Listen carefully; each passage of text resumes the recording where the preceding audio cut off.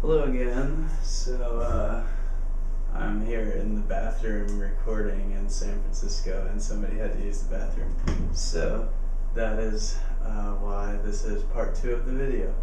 So another example of how we can pinpoint the things that are stale or wrong about Western culture is just the way that our mind and our ego works. And I feel like Eckhart Tolle's book, A New Earth, is just pinpointing all these aspects and these characters, or characterizing the things that the ego and these mental patterns do.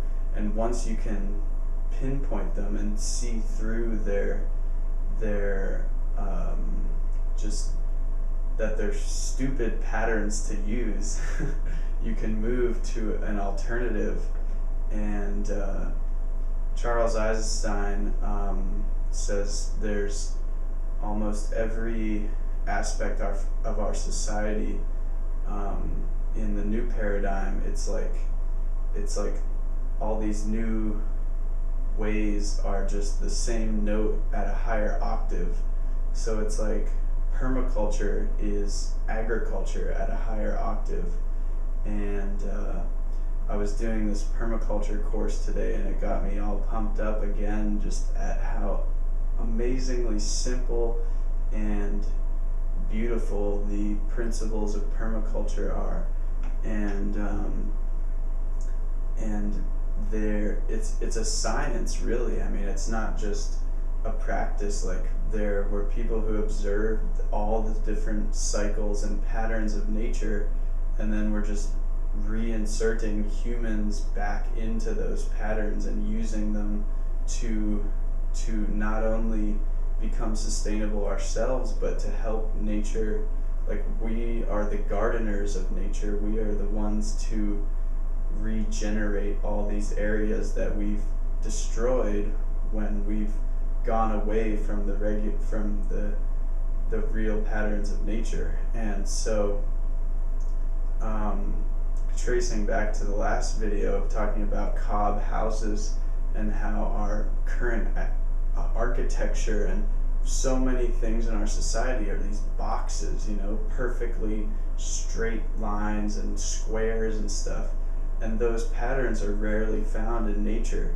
And so permaculture and other holistic new paradigm thinking are using the flowing and circular and cyclical aspects of nature, and using those to design homes and design gardens, and even designing schools. Instead of having rows of kids with one dictator speaking at the front, it's more of a diverse learning environment. You can have classrooms in a circle, you can go outside. It's not this like rigid, structured system that so much of our Western civilization is just like these rigid, linear things, when really the patterns of nature over the whole history of the universe are different. And I feel like it's really important that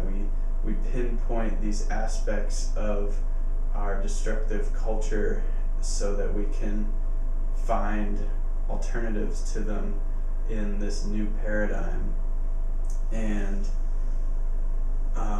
one other example is just how people interact on the sidewalk. We have these social norms of how we interact on the sidewalk. And the other day, my friends and I just were giving free group hugs. So we were holding hands, the three of us, and we would walk up to people and be like, "Hey, would you like to participate in a free group hug?" And so many people were just so excited about that and so grateful to partake in such a thing. And so to bring it back, it's like bring it back to the part 1. We have this crazy society with all these social norms and stuff, and we're so adjusted to it. But when you step out of that and you find these alternatives in all different aspects of life, they're just like a huge breath of fresh air. And so like all these people we were giving hugs to were like, this is such a great idea, like everyone should be doing this, you know, why do we always ignore people on the sidewalk? And it just was an amazing thing to partake in, and we're going to do it a lot more. So it is no measure of health to be well adjusted to a profoundly sick society. Have a wonderful day. Peace.